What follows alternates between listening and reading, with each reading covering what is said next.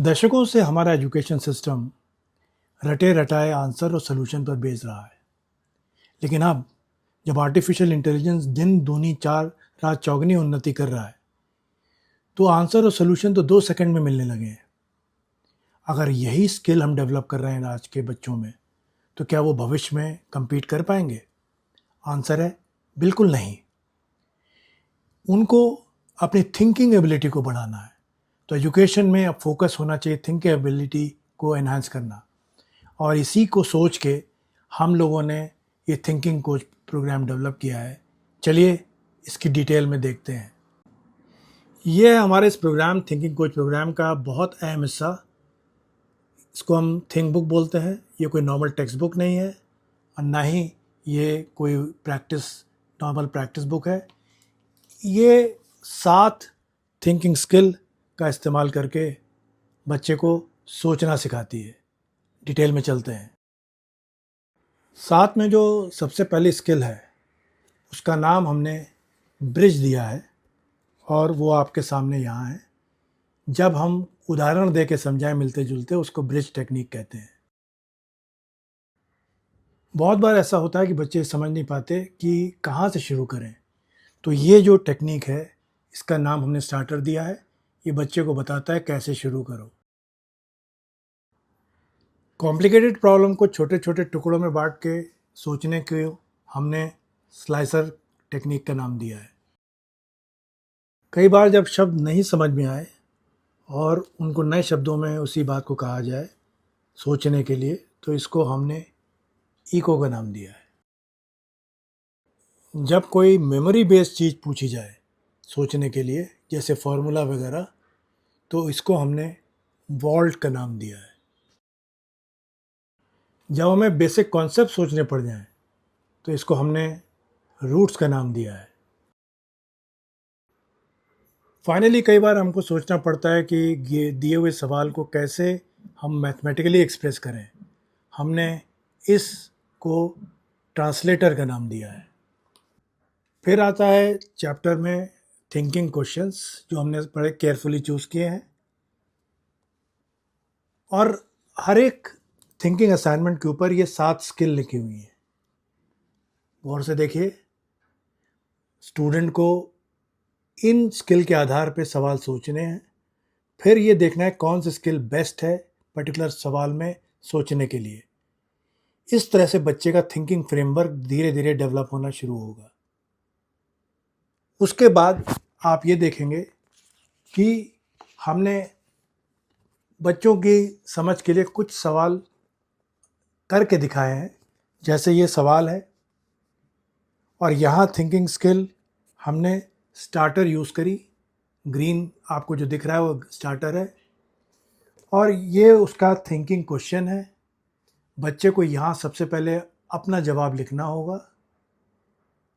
उसके बाद जब उसने लिख लिया, तो उसको पलट के देखना होगा कि हमारे थिंकिंग कोच ने क्या जवाब दिया इस पर्टिकुलर क्वेश्चन के थिंकिंग में। तो यहाँ आपको थिंकिंग कोच का जवाब, और इसके नीचे अगर आप कोई सॉल्व एग्जाम्पल मांग रहे हैं, जिसे हम प्रैक्टिस ट्विन कहते हैं, अगर वो उससे मिलता जुलता उदाहरण अभी भी नहीं समझ में आ रहा है, तो मिलता जुलता उदाहरण दिया है स्टेप्स के संग।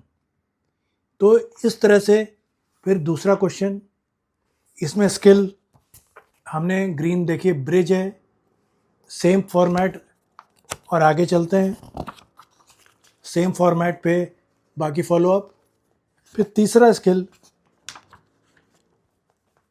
और यहाँ आप एक क्यूआर कोड देख रहे हैं। जैसे ही बच्चा को लगता है कि उसे एडिशनल ऑप्शन की ज़रूरत है एआई के सपोर्ट की, तो हमारा डायना इस क्यूआर कोड को स्कैन करिए, और डायना आपको तुरंत थिंकिंग में हेल्प करेगा। नोट करिए, आंसर और सोल्यूशन नहीं देगा। तो इस तरह से हर चैप्टर ऑर्गेनाइज्ड है। एक नई थिंकिंग स्किल करके दिखाया, और आपको हर चीज़ सोचने पे मजबूर कर रही है। कोड स्कैन करते हैं तो आप हमारे पोर्टल पे पहुंचते हैं, जहां इस तरह से चैप्टर लगे हुए हैं।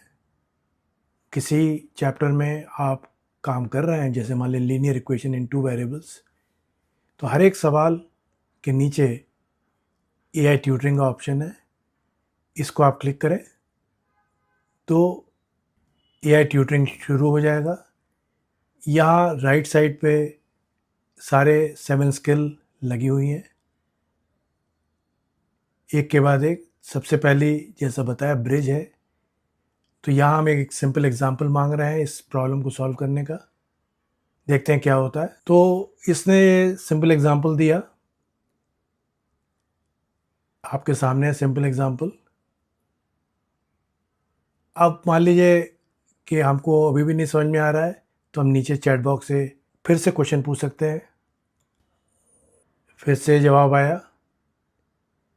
हम दूसरी स्किल ले सकते हैं जो स्टार्टर है। Can I what step should I take first, is there any obvious starting point. अब आपको पहला स्टेप क्या लिया जाए इसके बारे में बताएगा सिस्टम।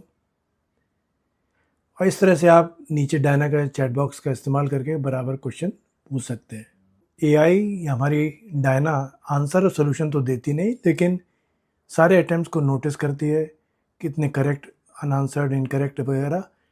और सबसे इम्पॉर्टेंट चीज़ है कि जो अंडरस्टैंडिंग की गैप्स हैं, जिनको हम एंकर्स बोलते हैं, कॉन्सेप्ट जो ठीक से नहीं समझ में आ रहे हैं, उनको लिस्ट करके दिखाती है। तो जैसे कार्टेशियन सिस्टम आपका कमज़ोर दिखा रही है, तो आप इसको क्लिक करेंगे। ये रहा एक्सप्लेनेशन कार्टेशियन कोऑर्डिनेट सिस्टम का। आप चाहें तो सॉल्व क्वेश्चन भी देख सकते हैं और इन क्वेश्चंस को अटेम्प्ट भी कर सकते हैं AI ट्यूटरिंग की मदद लेके। डायना एक इंटरेस्टिंग काम करती है कि आप जैसे जैसे बच्चा काम करता है तो उसकी सारी रिपोर्ट, कहाँ कहाँ उसके कॉन्सेप्ट वीक हैं, कहाँ उसे इम्प्रूव करना चाहिए। साथ ही साथ एक बड़ी इम्पॉर्टेंट बात करती है कि रिकॉर्ड रखती है बच्चे कहाँ गलत हुए, कौन से अनअटेम्प्टेड रहे, और जो सबसे इम्पॉर्टेंट है AI से जनरेट होता है, उन बच्चों को कौन से क्वेश्चन करने चाहिए जिसमें कि उनको मैक्सिमम फ़ायदा हो। तो ये सेक्शन बच्चे की कमियों को सेलेक्टिवली दूर करता है। अब देखिए AI तो जाने वाला है नहीं, ये दिन पर दिन बढ़ता ही जाएगा इसकी क्षमता। क्वेश्चन ये है कि हम अपने लिए इसका इस्तेमाल भले के लिए करते हैं या अपना नुकसान करते हैं आंसर और सोल्यूशन देख देख के। हमें अपनी थिंकिंग को डेवलप करना चाहिए और इसमें AI की मदद लेनी चाहिए।